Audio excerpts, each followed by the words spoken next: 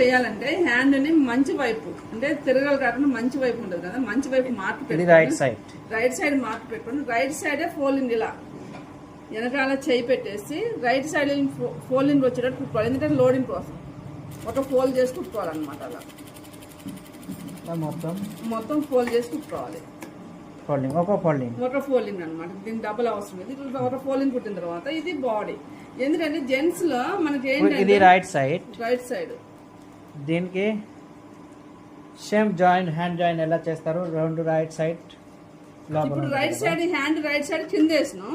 ఇప్పుడు బాడీలో right side దీనికి అటాచ్ అయ్యేటట్టు పెడుతున్నాం. పెట్టి మనం కుట్టేసిన తర్వాత దాన్ని పట్టను అనమాట. ఎందుకంటే నెక్స్ట్ స్టెప్ లో లోడింగ్ కాబట్టి ఆ కుట్టేసి దీని మీద ఫోల్డింగ్ రావాలి. అందుకోసం కుట్టేసిన చోట మనం బాడీది హ్యాండ్ పైకి మంచి పార్ట్ పెట్టినాం. బాడీ ఫస్ట్ మిషన్ మీద హ్యాండ్ మంచి పార్ట్ పైన పెట్టినాం. దీనికి ఆపోజిట్ లో బాడీ మంచి పార్ట్ కూడా వచ్చేటట్టు ఉల్టా పైకి వచ్చేటట్టు బాడీని పెట్టుకోవాలి. మనకి ఏంటంటే కటింగ్ లోనే హ్యాండ్ ఆమ్ రౌండ్ ఈక్వల్ గా కట్ చేస్తారు మనకి.